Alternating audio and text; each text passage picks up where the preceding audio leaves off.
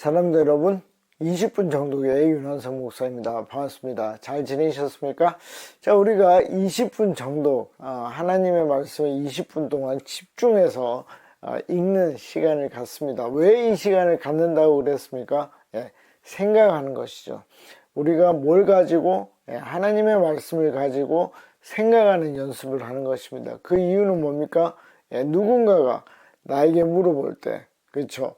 그 신앙에 대해서 물어볼 때 내가 답을 가지고 있을 수 있는 그 수준에 우리가 오르기 위해서 이 일을 하고 있는 것입니다.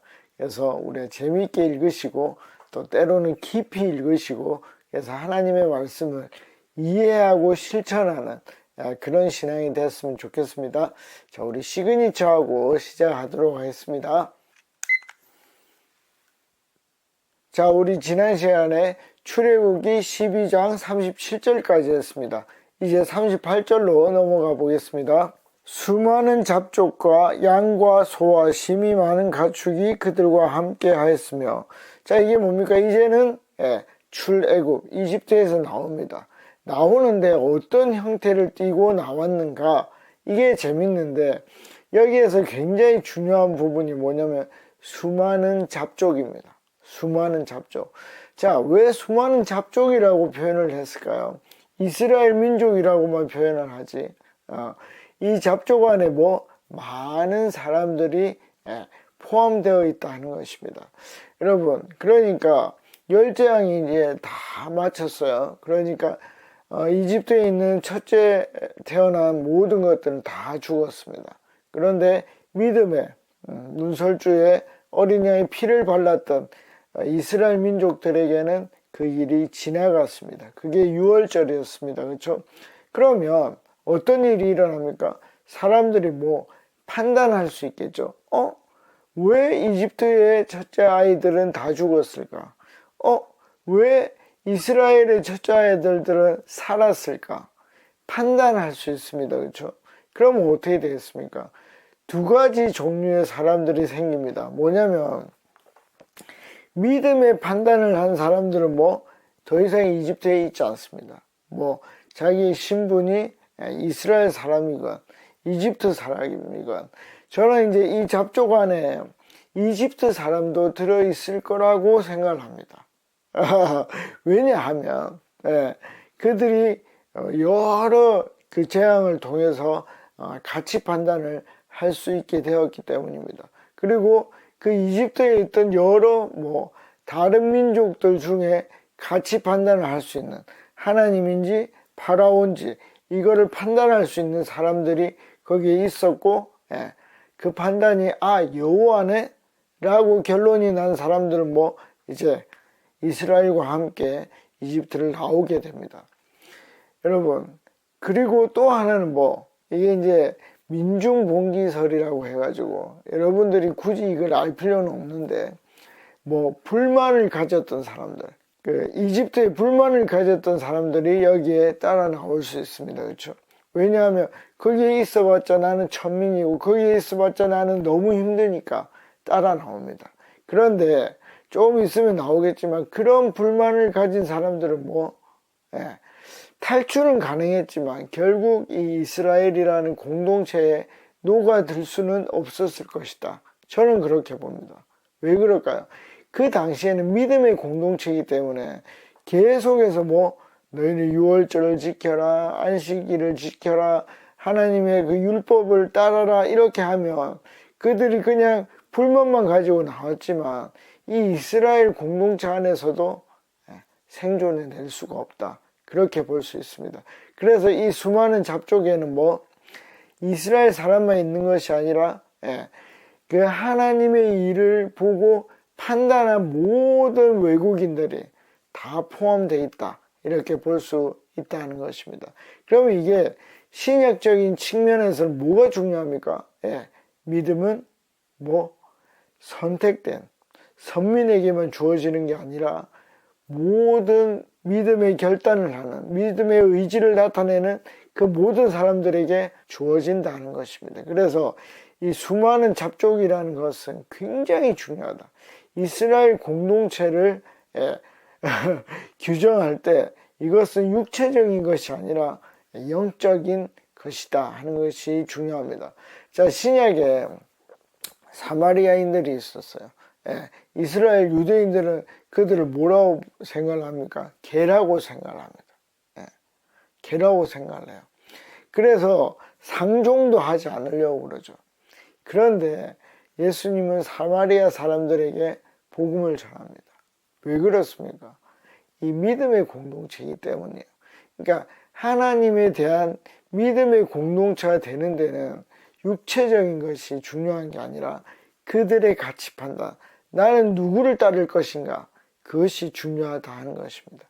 그래서 처음부터 깨끗한 단일한 혼혈이 되지 않은 그런 민족이 아니었다 하는 것을 우리가 볼 수 있습니다.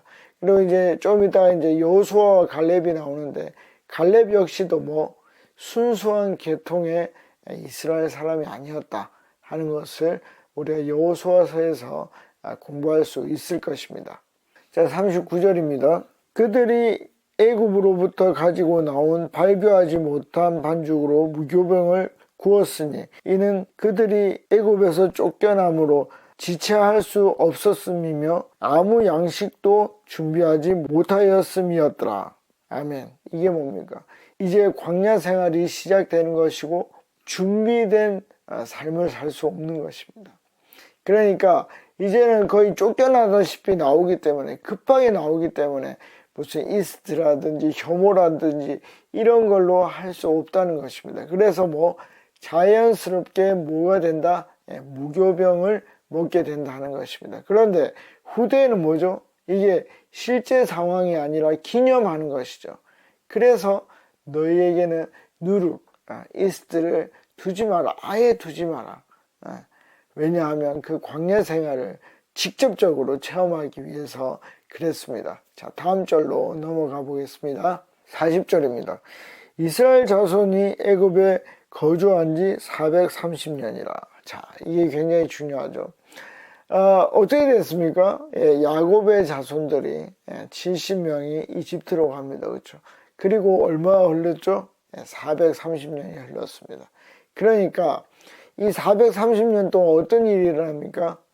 족장, 가족장, 가족이었던 그 70명이 어떻게 해요? 남자만 64만, 60만이 넘고 아이들까지 약 200만이 되는 그런 민족을 이루는, 가족이 민족이 되는, 그게 430년이 걸렸습니다. 또 중요한 게 뭐가 있겠습니까? 또 중요한 것은 이집트의 생활이 몸에 익숙해진다는 것입니다. 여러분, 우리가요 일제 36년 그것만 해도 뭐가 있습니까? 우리 안에 있는 일본식 생각들, 그런 생각들이 있을 수밖에 없습니다. 그런데 430년을 이집트에서 살았습니다. 그러니까 그들이 순수한 믿음을 지켰다 할지라도 그들 안에는 언어도 있을 것이고, 아마도 이스라엘 민족들이 바이랭귀얼, 그러니까 두 가지 언어를 다 잘할 수도 있지만 이집트어를 더 잘하는 어린 세대들이 더 많았을 것이라고 추측해 볼 수 있습니다. 왜? 제가 이제 미국에 잠깐 있을 때 보면 아이들은 계속 영어를 쓰죠. 그러니까 아무리 엄마 아빠가 한글을 가르친다 해도 쉽지가 않습니다. 그런 문화적인 부분이 이 430년 동안에 쭉 몸에 박힐 것이다 하는 것입니다. 그러니까 이런 모든 부분들이 출애굽 광야 생활을 하면서 불쑥불쑥 나타날 것이고, 그것이 다듬어지고 하나님을 닮아가는 그런 시간들로 채워져야 한다는 것입니다. 그러면서 어떻게 됩니까? 40년의 광야 생활이 이루어지고 그 다음 세대들이 들어가게 되는 것이죠. 그래서 이 기간이 재미있는 것이다. 가족이 민족이 되는 아주 긍정적인 시간도 되지만 이집트의 어떤 생활이 그들의 삶 속에 녹아드는 그런 세월도 되었다는 것을 우리가 두 가지를 동시에 생각할 수 있어야 한다 하는 것입니다. 자, 다음으로 넘어가 보겠습니다. 41절입니다. 430년이 끝나는 그날에 여호와의 군대가, 이 여호와의 군대는 이스라엘 민족을 표시하는 내용입니다. 그래서 6장 26절에도 그들의 군대, 7장 4절에도 내 군대, 12장 17절에도 너희 군대라는 이런 표현을 계속 쓰고 있습니다. 그래서 이 군대라는 표현으로 이스라엘을 나타내고 있다는 것을 여러분들이 익숙해지면 좋겠습니다. 다 애굽 땅에서 나온즉. 자, 재밌죠? 이제 6월절이 지나고 나온 것입니다. 그리고 42절. 이 밤은 그들을 애굽 땅에서 인도하여 내심으로 말미암아 여호와 앞에 지킬 것이니 이는 여호와의 밤이라. 이스라엘 자손이 다 대대로 지킬 것이니라. 자, 영원히 지킬 규례가 되는 그 밤이 됩니다. 43절입니다. 여호와께서 모세와 아론에게 이르시되 유월절 규례는 이러하니라. 이방 사람은 먹지 못할 것이나. 자, 원칙적으로는 이방 사람은 여기에 참여할 수 없습니다. 그런데 조건이 나오죠. 그 조건은 제가 수많은 잡족에 해당하는 그 조건과 동일할 것입니다. 한번 보겠습니다. 44절입니다. 각 사람이 돈으로 산 종은, 노예들은 그렇게 샀겠죠. 할례를 받은 후에 먹을 것이며, 원래 원칙적으로는 이스라엘 백성이 아니면 먹을 수가 없어요. 그런데 어떻게 하면 된다? 할례를 행하면. 할례를 행한다는 건 뭡니까? 이 할례는 언제 등장합니까? 아브라함이 하나님의 사람이라고 표시가 될 때, 그때 할례를 받으라고 했습니다. 자, 그러면 하나님의 사람이 되는 아브라함은 할례 받기 전에는 하나님의 사람이 아니었을까요? 하나님의 사람이었습니다. 이미 하나님의 사람이었지만 이 할례를 통해서 확증하는 몸의 그 표시를 가지게 됐습니다. 그러니까 뭘 얘기합니까? 내가 할례 받고 싶습니다. 그리고 6월절에 참여하고 싶습니다. 그 얘기는 뭡니까? 이미 내 속에는 믿음이 있다는 것입니다. 그걸 몸으로 확증하는 것이다 하는 것입니다. 그러니까 원칙적으로는 이방인에게는 6월절이 허락되지 않아요. 그런데 믿음을 가지고 있으면 어떻게 된다? 그 수많은 잡족 안에서도 하나님의 이 규례에, 하나님의 예식에 참여할 수 있다는 것입니다. 이게 얼마나 하나님의 참 놀라운 분인지를 보여주는 것입니다. 하나님은요, 정말 엄격한 분이거든요. 그런데 또 안 엄격해요. 너무 놀라운 분입니다. 이걸 여러분들이 경험하셔야 돼요. 하나님의 공의가 얼마나 무서운지 알면서도 그 안에 녹아있는 하나님의 사랑을 동시에 볼 수 있는 것이 믿음이 자란, 믿음이 성숙한 사람이에요. 그걸 우리가 여기에서 볼 수 있습니다. 자, 45절. 거류인과 타국 품꾼은 먹지 못하리라. 왜? 이 사람들은 타국인이라서가 아니죠. 뭡니까? 믿음에 참여하지 않은 사람들이기 때문에 그들은 참여할 수 없다는 것입니다. 자, 뭔 말인지 아시겠죠? 46절. 한 집에서 먹되 그 고기를 조금도 집 밖으로 내지 말고 뼈도 꺾지 말지며. 자, 이거는 규례입니다. 규례 그대로 따르면 됩니다. 47절. 이스라엘 회중이 다 이것을 지킬지니라. 제가 계속 얘기를 했죠. 현대교회가 놓치고 있는 게 뭐다? 지키지 않는다는 것입니다. 마치 지키면 오히려 안 좋은 것처럼 얘기하지만 그렇지 않습니다. 하나님은 지키라고 얘기하고 있습니다. 뭐를? 주의를 지켜라. 네가 기도의 시간을 확보해라. 네가 말씀 읽는 시간을 확보해라. 그것이 나를 닮는 길이다. 나와 시간을 보내는 길이다. 그것을 분명하게 얘기를 하고 있습니다. 그래서 이 형식과 내용을 아주 조화롭게 만들어 가야 한다는 것입니다. 형식을 살리기 위해서도 지켜야 되고 내용을 살리기 위해서도 지켜야 한다는 것입니다. 그래서 이 현대 사회에서 더 우리가 마음을 다해서 우리의 삶을 다해서 지켜야 됩니다. 그것이 우리에게 유익하다 하는 것입니다. 자, 다음 절입니다. 48절. 너희와 함께 거류하는 타국인이 여호와의 유월절을 지키고자 하거든. 저 앞에도 계속 나왔죠. 그 모든 남자는 뭘 받아야 된다? 할례를 받은 후에야 가까이 하여 지킬지니 곧 그는 본토인과 같이 될 것이나 할례받지 못한 자는 먹지 못할 것이니라. 이 모든 것이 뭐 신분, 육체적인 신분이 아니라 영적인 의지를 발휘하는 모든 사람에게 똑같이 주어진다는 것입니다. 본토인 이스라엘 사람과 똑같아진다 하는 것입니다. 이것이 신약까지 쭉 흘러나오고 있는 믿음의 모습입니다. 49절입니다. 본토인에게나 너희 중에 거류하는 이방인에게 이 법이 동일하니라 하셨으므로 동일합니다. 똑같아요. 50절 온 이스라엘 자손이 이와 같이 행하되 여호와께서 모세와 아론에게 명령하신 대로 행하였으며 51절 바로 그날에 여호와께서 이스라엘 자손을 그 무리대로 제가 각각 개인적으로 말했죠. 하나하나 불러서 애굽 땅에서 인도하여 내셨더라. 아멘. 우리를 한 사람 한 사람 각각 불러낸다 하는 것입니다. 자, 13장으로 가보겠습니다. 1절입니다.